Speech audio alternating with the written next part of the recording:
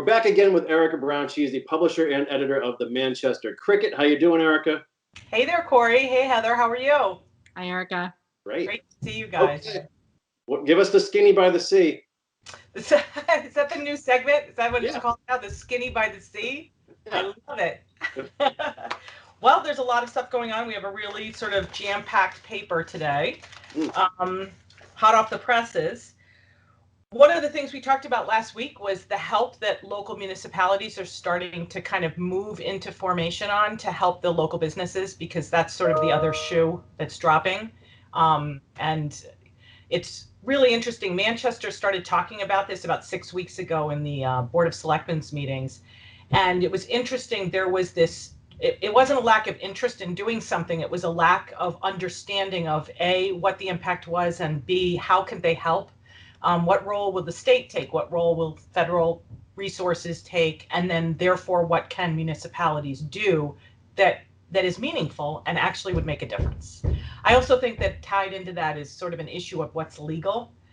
They were concerned about what they could legally do and what they couldn't. For instance, an abatement on taxes sounds great, but it's really hard to do. So things like that.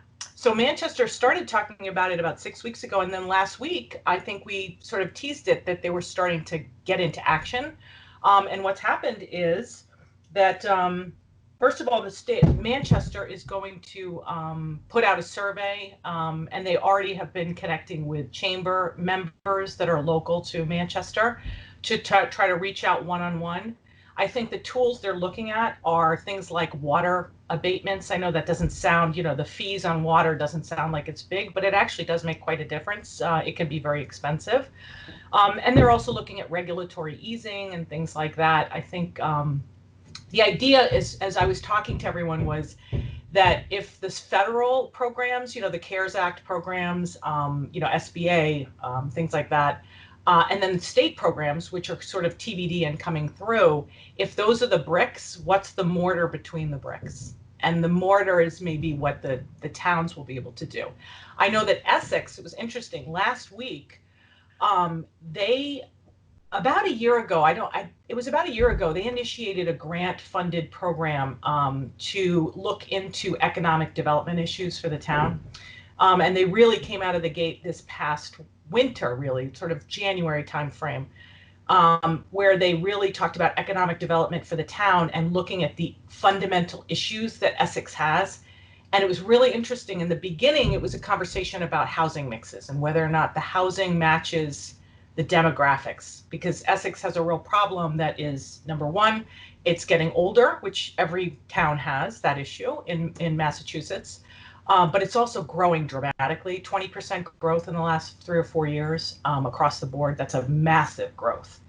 And they don't have housing that matches where the demographics are going. So you need people who want simplified housing for starter homes, and they also need it on the other side for older people. And that's a very typical problem. Well, the other issue they had to deal with was the fact that their economic base is almost exclusively entertainment, hospitality. Does this sound familiar? Hospitality, and those are seasonal jobs that don't particularly pay well. So restaurants, things like that. So Essex was being proactive and saying, how can we attract other businesses to create a more stable tax base, right? And that's because they've got these big projects going on. All right, so I just babbled a lot about something that seems like it's not related, but guess what? The first draft of that plan came in last week, and the very first thing they said was, well, guess what? Restaurants, hospitality, seasonal things. We're in spring, we're going into this pandemic. And their first recommendation was COVID related. They said, do a survey of every business immediately. So they're going to be doing a survey of every business to find out. So they're tracking with Manchester, but for 2 completely different reasons. And it'll be really interesting to find out what they need.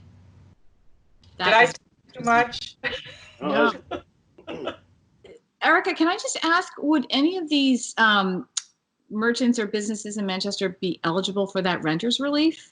Does that? Yeah, and renting relief is a big piece of this, because the town has actually reached out to the major landlords, I happen to know that, to talk to both landlord and tenant to provide meaningful relief. One thing that's kind of interesting, you want to hear, like, this is like a little bit of a scoop. It's happening in Beverly Farms, so that's directly abuts us. Do you know in Beverly Farms 3 weeks ago, they started this, there was a grassroots initiative by some residents in Pride's Crossing in Beverly Farms. They contacted the community center there, the Hastings House, which is a 501(c)(3). And they said, we want to help downtown businesses. We really want to make a difference. In 3 weeks, and this is for rent and for helping employees stay, all right? Do you know that in 3 weeks, they have raised from 106 people $60,000. And they've made 3 distributions to businesses to help make them through because they love their downtown so much. It's a really lovely thing to see. And just as an aside, I happen to know this. 4 of those businesses actually said, nope, we'll be okay because other people need it more. Very cool. Wow. Well, so you're getting to see these sort of, I guess and then the last thing I'd say is that the Cape Ann Chamber, just before we talked last week, had their first Zoom call to kind of have the virtual equivalent of their monthly networking meetings, which are so popular. And they had 50 people on the call, and Sal DiStefano was on it too, Maria DiStefano. They had Rockport, the Rockport town administrator, Mitch Mitchell, yep, Yeah.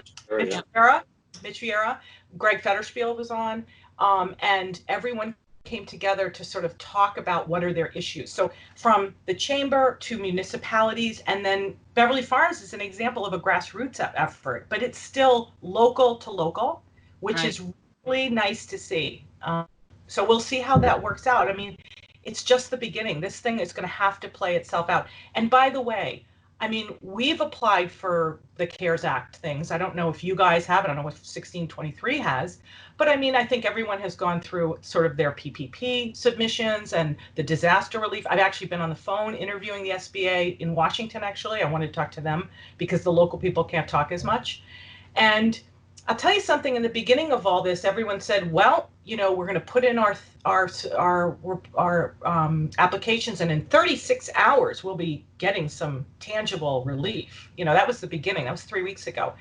I have a feeling that these local efforts are going to be the things that kind of come through in a meaningful way first, even though they don't have all the oxygen in the room, but they are actually making a difference. People help people. Action Relief Fund on Cape Ann. It's called the Cape Ann Relief Fund. Yeah. That was set up almost immediately, and they raised $250,000 to help hourly wage earners. You know, and that money went right, $500 straight to those people really fast. So you're right. These local efforts are just showing the strength of the community, right? They really are. They really are. So it's been the one positive thing about doing all these interviews for the better part of a month now. It's been the one silver lining throughout all this is seeing how the community has huddled up, and how everything is it's starting literally like from home and working its way out. And there's just that, you know, it's everyone just picking each other up right now. Well, we can echo that exact thing. I mean, what's going on here is sort of mirroring that exact experience. So anyway, then of all, we had the, have you been talking to people about the no school for the rest of the year, which did not surprise anyone here. And yet on Facebook, it seems to be all aflutter about everyone's surprised. I'm not even remotely surprised. No. So what's the word in Manchester Essex Regional High School and says all the schools in Manchester, besides they're surprised? They're surprised, but are they really? As my 15-year-old son said, well, that's Facebook. Good for him. He's got a point. Sensible guy. That's all the old people. Yeah, right. True. But and I said, you're 15. Old to you is anyway. So no, people were surprised. I think they're feigning their surprise. Really, they just wanted to express their frustration and sort of wanted to get in solidarity with each other. And I think everyone appropriately feels badly that they're not going to have these, they kind of had this irrational hope, perhaps, that they were going to have, some semblance of a prom, some semblance of a, graduation ceremonies, or that end of year, all the kind of the hallmarks of the end of the year, particularly with seniors. So I think now that it's formally a situation and we know what we're dealing with, now it seems that pretty quickly the school system and everyone's, the community's moving into, and I'm sure this is going on everywhere, what are we going to do to formalize in our own way all of these rites of passage, especially for the seniors? Yeah, I don't think any of us have ever realized how important that is. It really is. Yeah, it really feels like an unclosed chapter in these kids' lives. Yeah. And we're noticing too, Erika, that so Heather and I have spoken with the superintendents in Rockport and Gloucester to get a feel of how they want to proceed with graduation, and very differing opinions. I think Rockport seems determined to have some sort of gathering that respects social distancing, whereas Gloucester is much larger, and I don't think they're going to touch it with a feather. Yeah. I agree. I think people are thinking creatively, whether that means, let's see if we can do something in August, which may not be possible again, right? But they're thinking that way. Or, you hear stories about people going to birthday parties and it's like a drive-by parade where they roll down the windows and say, happy birthday, my nephew who's 7, because it's the motorcade, yeah. The motorcade. I could see like maybe ideas around the motorcade graduation. But I know that Manchester's already thinking, because I'm back to the 375th, because that's such a theme. We had a whole slate of activities that were going to happen all year long celebrating the 375th, and they really kick into high gear in the summer season. So the parade, they're talking about maybe a boat parade, which definitely is going to happen anyway, but maybe redeploying that to feel a little more celebratory for the community in a way that respects social distancing, because what you can do is line up along the entire harbor and everyone can sort of go along. And so if you think about things like graduations, so getting back to that, let's see how creative people are, and maybe we can, something will be done, whether it's virtual or not, or whether it's a combination of those things.